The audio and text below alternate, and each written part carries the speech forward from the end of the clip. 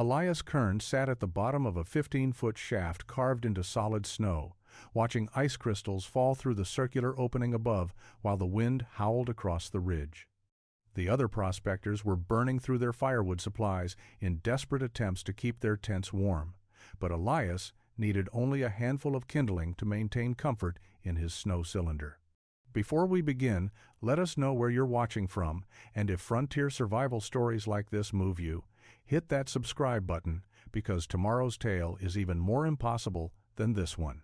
Elias Kern found Thomas Whitmore on the morning of March 19, 1896, frozen solid in the canvas tent they had shared for 3 prospecting seasons. The wind had finally stopped after 8 days of relentless battering across the Alaskan ridge, and the silence woke Elias from the half-sleep that had sustained him through the storm. He had been conserving his firewood, burning only enough to keep his fingers functional and his water from freezing. Thomas had taken the opposite approach, and it had killed him.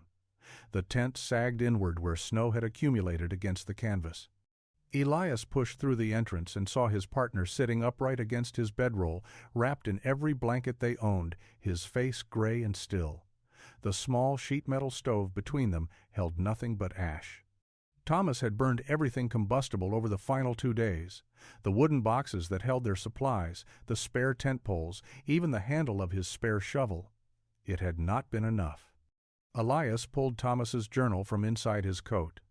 The leather cover was stiff with cold, but the pages opened. The final entry was dated 2 days earlier, the handwriting shaky and difficult to read. Thomas had written about the cold, about burning the last of the wood, about his certainty that the storm would break soon. He had written that he could not feel his feet anymore, that his hands would barely hold the pencil. The entry stopped mid-sentence. They had come to Alaska 3 years earlier when word of gold deposits in the interior reached Seattle. The promise of wealth had drawn hundreds of men north, most of them unprepared for what they would face. Elias and Thomas had been more careful than most.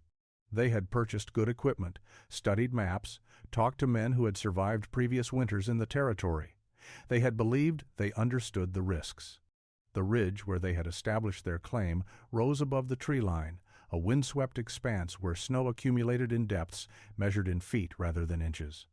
Gold traces in the creek below had justified the location during summer months, but winter had revealed the fatal flaw in their planning. At this elevation, there were no trees to cut for cabin logs, no shelter from the wind, no escape from the cold except the canvas tent that now held Thomas's body. Elias spent an hour digging a grave in the snow. The ground beneath was frozen too hard to penetrate, so he buried Thomas in a drift on the leeward side of the ridge, piling snow over the body and marking the spot with Thomas's shovel driven vertically into the packed surface. He spoke no words over the grave. Thomas had not been a religious man, and Elias could think of nothing appropriate to say to the wind. That night, Elias sat alone in the tent with his remaining firewood stacked beside him. He counted the pieces. 11 sticks, none thicker than his wrist. If another storm came, he would face Thomas's choice: burn everything and hope for warmth, or conserve and hope for survival. He made a decision that would obsess him for the next 8 months. Elias had arrived in Alaska in the spring of 1893, part of the wave of prospectors flooding into the interior after reports of gold discoveries along remote tributaries. He had met Thomas Whitmore on the steamship from Seattle, and they had formed a partnership based on complementary skills. Thomas understood geology and could read terrain for promising deposits. Elias had worked in the Colorado silver mines and knew how to extract metal from stubborn ground. Together, they had survived 3 seasons in conditions that killed men with brutal regularity. The interior was different from the mining regions Elias had known.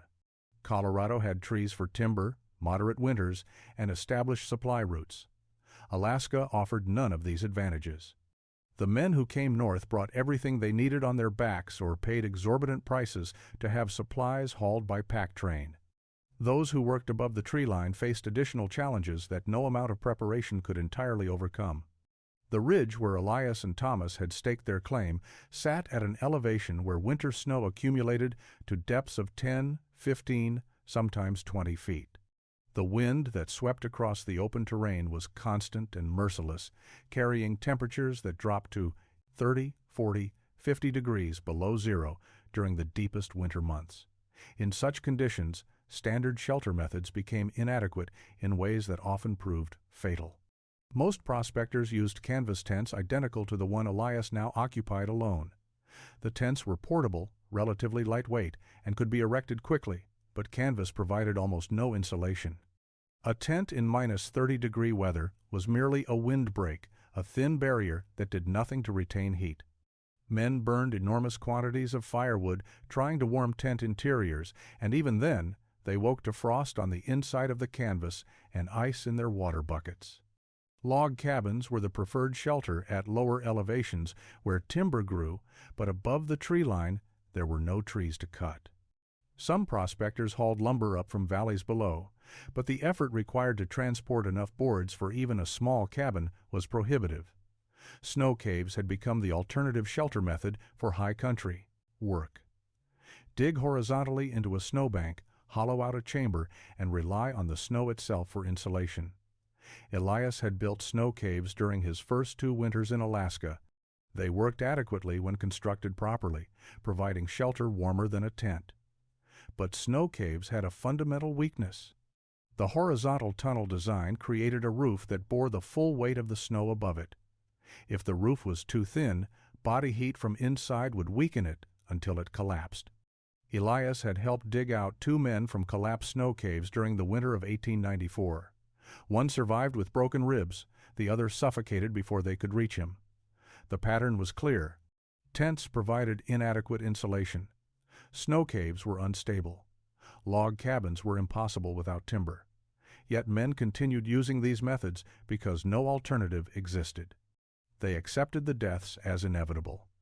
Thomas's frozen body had made the danger concrete. Elias began thinking about the problem with the intensity of a man who knew his own life depended on finding a solution. Spring came slowly to the high country. By late April, the snow had softened enough for travel, and Elias spent 2 weeks visiting abandoned prospecting camps within a day's walk of his claim. He was looking for evidence, for patterns in how shelters failed and men died. What he found confirmed his darkest suspicions about survival above the tree line. The first camp he reached had belonged to 3 prospectors who had worked a claim 2 ridges north. Their tent stood partially collapsed, the canvas shredded by wind and weighted down by snow that had accumulated against it through the winter. Inside, he found their stove, their cooking gear, and frozen food supplies they had never consumed. He found no bodies, which meant they had either abandoned the camp or died elsewhere. The tent's condition told him they could not have survived in it past December. The second camp revealed a more complete story. 2 snow caves had been dug into a massive drift on the lee side of a hill. Both had collapsed. Elias could see where the roofs had come down, filling the chambers with compacted snow that would have been impossible to dig through from inside. He spent an hour excavating the first cave and found a body halfway back in the tunnel, positioned as though the man had been crawling toward the entrance when the collapse occurred. His hands were still extended forward, fingers frozen in clawing positions. The third camp belonged to a prospector Elias had met briefly the previous fall, a man named Davidson who had been working alone. Davidson's snow cave had not collapsed, but it had failed in a different way. The entrance tunnel had filled with drifting snow during a storm, sealing the chamber. Davidson had apparently tried to dig out, but had been overcome by carbon monoxide from his fire burning in an enclosed space with inadequate ventilation. Elias found him lying near the entrance, his shovel beside him, his face peaceful as though he had simply fallen asleep. Over the following weeks, Elias examined 8 more camps. He found collapsed snow caves, destroyed tents, and evidence of men who had frozen despite burning every piece of combustible material they possessed. The death toll from the winter of 1895 to 1896 would never be precisely known, but Elias estimated at least 15 men had died within a 20-mile radius of his own claim. He began analyzing why the snow caves failed. The horizontal design was the fundamental problem, Men dug straight into drifts, creating tunnels with flat roofs that concentrated weight at specific points. The domed chambers some built were stronger, but the dome shape was difficult to carve correctly in dense snow, and most prospectors lacked the skill or patience to do it properly. Elias remembered something from his mining days in Colorado. Vertical shafts were always more stable than horizontal tunnels. A shaft distributed weight around its circumference rather than concentrating it on a roof. Miners knew this instinctively, which was why deep mines used vertical access shafts rather than sloping tunnels whenever possible. He wondered if the same principle might apply to snow. Elias returned to the high country in early October of 1896, 7 months after burying Thomas. He came alone this time, carrying supplies for a full winter and a plan that he had refined through countless hours of thought during the summer months. Other prospectors were returning to their claims as well, men he recognized from previous seasons and new arrivals drawn by persistent rumors of gold in the interior creeks. Jacob Fielding had a claim adjacent to Elias's, separated by a quarter-mile of ridge. He was a loud man from California who had spent 2 winters in Alaska and considered himself an expert on frontier survival. When he saw Elias probing the snow depth with a long pole, he walked over to investigate. "What are you doing, Kern?" Fielding asked, watching Elias push the pole down through the snowpack until it hit resistance. "Measuring," Elias said. He pulled the pole up and examined the depth markings he had carved into the wood. 18 feet of snow at this location, densely packed from previous seasons. "Measuring for what?" "A shelter." Fielding laughed. "You planning to dig a cave? I can tell you right now, that drift will collapse on you before Christmas." "I've seen it happen." "Not digging a cave," Elias said. He moved 10 paces east and probed again. 20 feet here. Better. Then what? "A shaft." Fielding stared at him. "A shaft? You mean straight down?" "That's what a shaft is. You're digging your own grave, Kern. That's what you're doing." Elias ignored him and continued probing. He found a location where the snow depth exceeded 20 feet and the surface showed no cracks or weaknesses that might indicate unstable layers below. He marked the spot with a stick and began his work the following morning.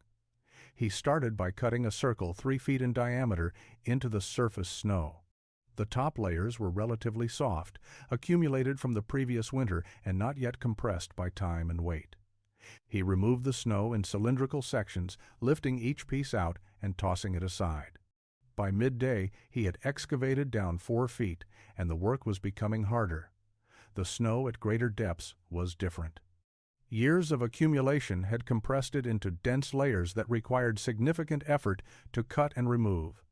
Elias could see distinct bands in the shaft walls, darker layers alternating with lighter ones, each representing a winter's snowfall compressed and transformed. The oldest layers near the bottom would be the densest, almost ice-like in their hardness. He widened the diameter as he went deeper, creating a shaft that was 4 feet across at the bottom and slightly narrower at the top. The taper was intentional, providing structural strength by directing the weight of the surrounding snow downward and outward rather than straight down onto a flat roof as in a horizontal cave. By the end of the first day, he had reached 6 feet. By the end of the second day, 9 feet. The work was exhausting, requiring him to climb in and out of the deepening shaft repeatedly to remove excavated snow.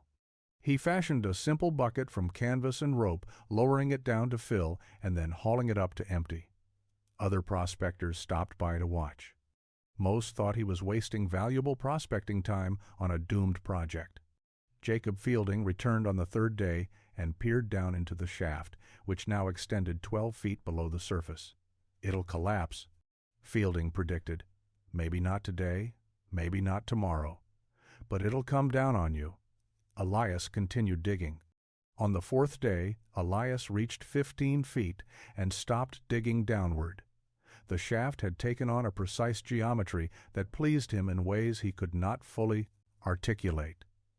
The walls rose in a smooth cylinder, the circular cross-section unbroken except for the subtle inward taper he had carved deliberately.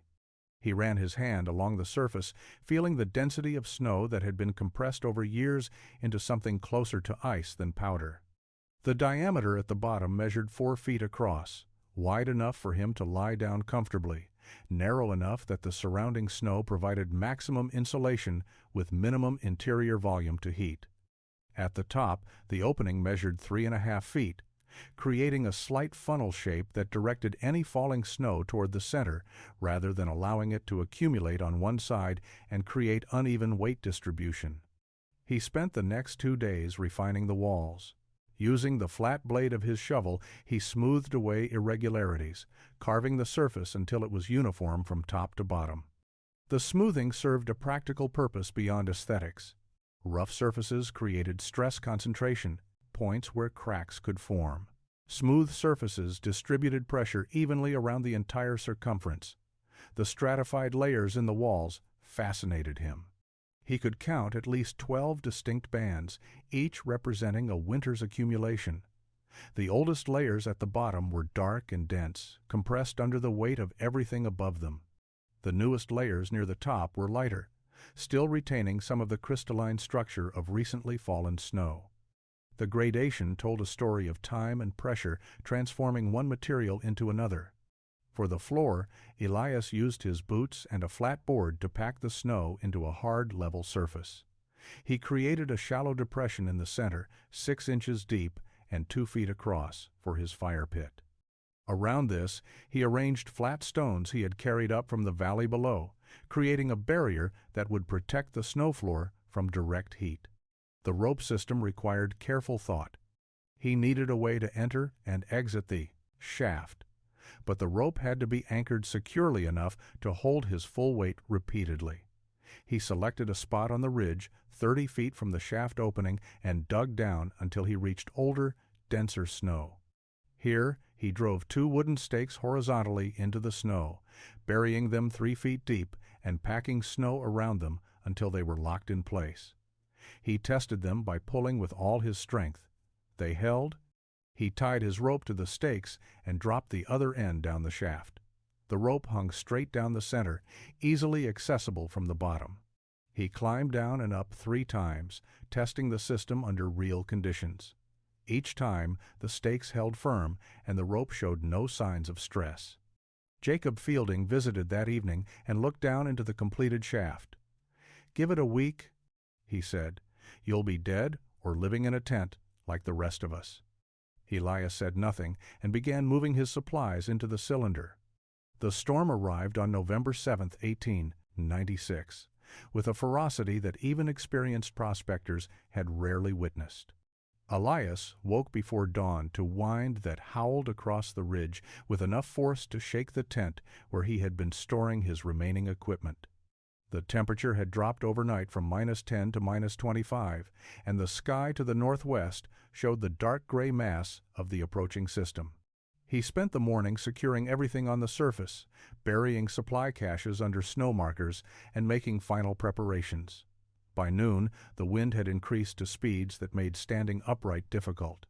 Snow was not falling yet, but the wind was picking up surface crystals and driving them horizontally across the ridge in blinding sheets.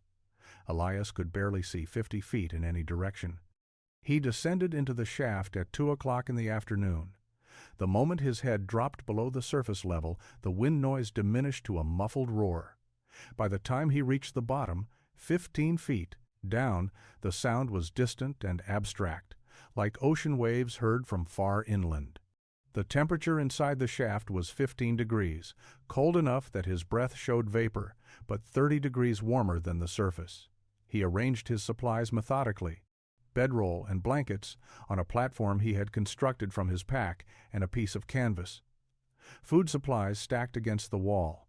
Firewood in a neat pile within arm's reach. He had brought down enough wood for 8 days at his calculated consumption rate of 3 sticks per day, each stick no thicker than his wrist. 24 pieces total. He built his first fire in the central pit as the storm reached full strength above. The kindling caught easily, and he fed it carefully until he had a small blaze the size of his 2 fists. The heat rose toward the opening, creating a gentle circulation that drew fresh air down along the walls and pushed smoke upward. The system worked exactly as he had predicted. Within an hour, interior temperature had risen to 30 degrees. Within 2 hours, 40 degrees.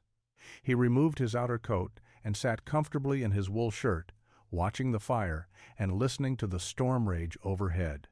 Through the circular opening above, he could see snow crystals falling, backlit by the gray daylight. Most of the snow was being driven horizontally across the opening by the wind, but a small amount drifted down into the shaft, landing on the floor near the walls. By nightfall, the temperature outside had reached -30. Inside the shaft, Elias maintained 40 degrees with a fire so small he could have covered it with his hat. He ate a cold dinner, not wanting to waste heat on cooking, and lay down in his bedroll. The wind screamed across the ridge above, but down here, 15 feet below the surface, he felt nothing but stable, survivable cold and the gentle warmth radiating from his modest fire. The first night passed without incident. By the morning of the 4th day, the storm had not broken. Elias climbed the rope to check conditions and found visibility reduced to less than 20 feet. The wind was strong enough to knock him sideways when he emerged from the shaft opening. Snow had drifted around the opening, but the circular shape prevented accumulation from blocking it entirely. He could see the dark shapes of tents on adjacent claims, canvas snapping violently in the wind. He descended back into the shaft and took inventory. He had burned 9 sticks of firewood over 3 days, exactly as calculated. 15 sticks remained. The interior temperature had stayed between 35 and 45 degrees, depending on fire size. His water supply was adequate. His food was lasting. He was comfortable in conditions that were killing men on the surface. On the afternoon of the 4th day, he heard a sound that cut through the wind noise above. A voice calling his name. He climbed up and found Henry Caldwell at the shaft opening, barely recognizable behind a mask of ice that had formed on his beard and eyebrows. Caldwell was a prospector from Missouri, a quiet man who kept to himself and whose claim was a quarter-mile east. "My tent is gone," Caldwell said, his voice rough from shouting over the wind. "Ripped apart 2 hours ago. I've got no shelter." Elias looked at Caldwell's hands. The fingers were white with frostbite. "Come down," he said. Caldwell stared at the rope disappearing into the shaft. "Down there?" "Unless you want to freeze." Caldwell climbed down awkwardly, his frozen fingers barely able to grip the rope. At the bottom, he collapsed against the wall, shaking uncontrollably. Elias wrapped him in a spare blanket and built up the fire slightly. Within an hour, Caldwell had stopped shaking. Within 2 hours, color had returned to his face, though his fingers remained white and would likely never fully recover. "I burned everything," Caldwell said quietly. "All my firewood the first 2 days, I thought. The storm would break." They sat together through the 4th night. The shaft was crowded with 2 men, but the temperature remained stable. Elias had to increase his fire slightly, using 4 sticks instead of 3, but the system still worked. On the morning of the 5th day, Jacob Fielding appeared at the opening. His face was gray with exhaustion and cold. He said nothing, just looked down at Elias and Caldwell at the bottom of the shaft. "Come down if you need to," Elias called up. Fielding's pride kept him on the surface through the 5th day, but by evening he returned. His tent was still standing, but he had burned through his entire supply of firewood and had started burning his sluice box boards. He climbed down without speaking and sat against the wall, warming his hands over Elias's small fire. 3 men spent the night in the shaft. Outside, the temperature dropped to -40. Inside, they maintained 40 degrees and survived. The storm broke on the morning of the 8th day. Elias climbed out first, emerging into air so cold it burned his lungs with each breath. The wind had stopped completely, leaving a silence that felt unnatural after 8 days of constant howling. The sky was clear and pale, the sun barely risen above the eastern mountains. The temperature was -50 degrees. He walked across the ridge toward the nearest prospecting camp, his boots crunching through the wind-hardened snow crust. What he found confirmed what he had expected and dreaded. A tent collapsed completely under snow weight, the canvas frozen solid. He called out but received no answer. He dug through the entrance and found 2 men inside, frozen in their bedrolls, their small stove cold and empty. Henry Caldwell and Jacob Fielding emerged from the shaft behind him.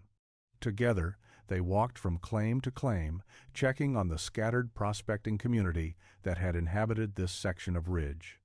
They found 4 men dead.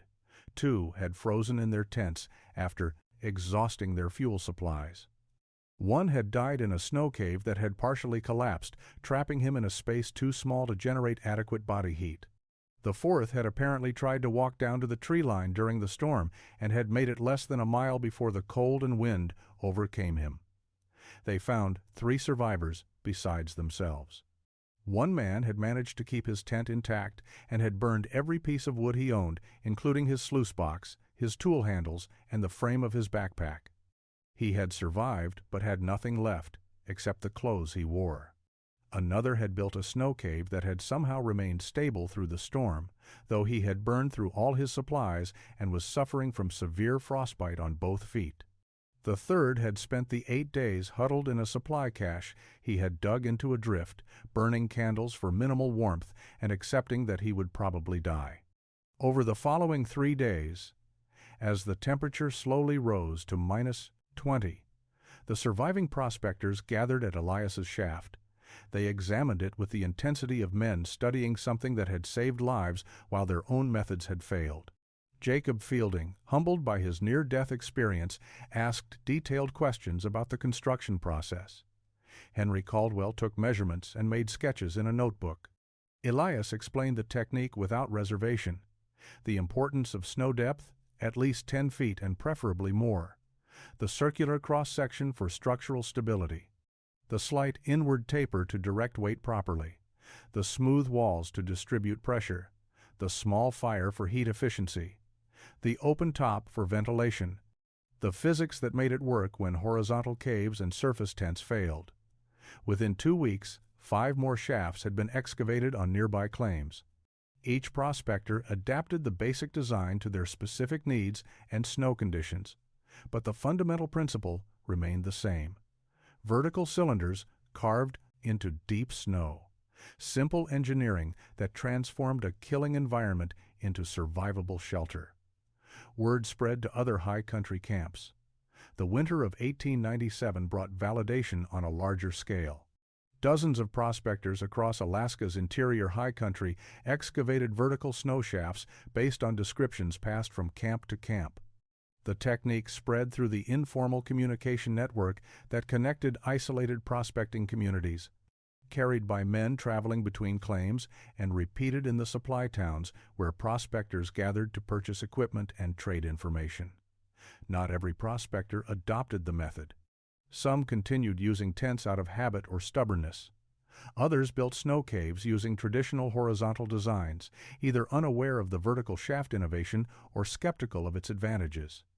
But among those working above the tree line in regions where winter snow accumulated to significant depths, the shaft design became increasingly common.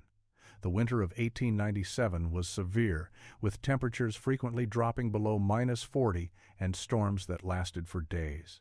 Yet the mortality rate among prospectors using snow shafts was dramatically lower than in previous years. Men who would have died in collapsed caves or frozen tents survived in cylindrical shelters that maintained stable temperatures with minimal fuel consumption. By 1898, the technique had reached the Yukon Territory, carried north by prospectors following gold strikes near Dawson City. Arctic explorers heard descriptions of the method and tested it during expeditions into regions where no other shelter option existed. Military surveyors working on mapping projects in Alaska's interior incorporated snow shaft construction into their cold weather survival protocols. Variations developed as men adapted the basic design to different conditions and needs. Some prospectors excavated larger diameter shafts to accommodate 2 men, comfortably. Others created connected shaft systems, with a primary living shaft linked by a short horizontal tunnel to a secondary shaft used for supply storage. A few ambitious builders carved alcoves into the shaft walls, creating storage niches or even small side chambers. The physics behind the design became better understood as more men used the technique and shared observations. Mining engineers and military officers with technical education recognized the structural principles involved and began writing about them in professional journals. An article published in 1900 in a mining industry periodical explained the advantages of cylindrical geometry for snow shelters, comparing the compression ring effect in vertical shafts to similar principles used in tunnel construction and bridge arches. Elias continued prospecting through 1902, building a snow shaft each winter and living in it through the coldest months. He never struck significant gold, finding only enough to justify continuing the work and saving modest amounts for his eventual retirement. Among the high country prospecting community, he became known simply as the man who figured out the snow, a reputation that carried respect but no fame beyond the scattered camps where men who understood cold listened to those who had survived it. By 1902, conservative estimates suggested the technique had saved at least 30 lives over a 5-year period, men who would have died using standard shelter methods but survived in properly constructed snow shafts. Elias left Alaska in 1903. Elias Kern returned to Washington State in the spring of 1903 with enough money to start over but not enough to retire. He was 43 years old, his hands scarred from years of cold and hard work, his face weathered by wind and sun. He took a job with a mining equipment supplier in Seattle, using his knowledge of frontier conditions to advise prospectors on what they would need and what they could safely leave behind. He met Margaret Holloway in 1904 at a church social he had attended reluctantly. She was a school teacher, 10 years younger than him, with no interest in mining or the frontier stories that most men told to impress her. They married in December of that year. Their first child, a daughter, was born in 1905. A son followed in 1907. Elias spoke little about his Alaska years. His children knew he had been a prospector, that he had worked in conditions most people could not imagine, but he offered few details when they asked questions. Margaret knew about Thomas Whitmore's death because Elias had mentioned it once, early in their marriage, but she knew nothing about snow shafts or the technique that had spread through the interior camps. To his family, Elias was simply a quiet man who had come south from Alaska and built a normal life. He died in January of 1909 from pneumonia that developed after a winter cold he could not shake. The doctor said his lungs had been weakened by years of breathing extremely cold air, that the damage was permanent and had made him vulnerable to infections that other men might have survived. He was 51 years old. The obituary in the Seattle newspaper mentioned that he had been an Alaska prospector and was survived by his wife and 2 children.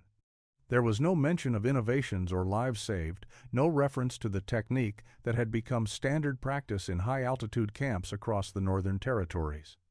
In Alaska, prospectors continued building snow shafts every winter.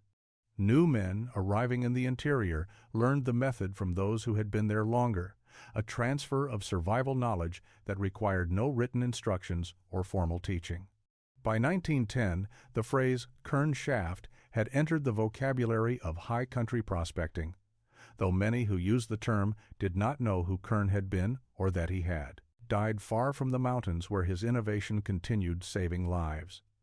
The shafts themselves lasted only as long as winter. Spring melt erased them completely, leaving no trace that they had existed. But each fall, when the snow depth reached adequate levels, new shafts were excavated using the same principles Elias had discovered through tragedy and necessity. The knowledge persisted because it solved a real problem, because men who understood cold shared what worked with others who needed to survive. Elias Kern was buried in a cemetery outside Seattle. His grave marker listed his name, his birth and death years, and nothing else. The snow shafts carved into distant ridges stood as his unmarked monuments, temporary shelters holding permanent wisdom.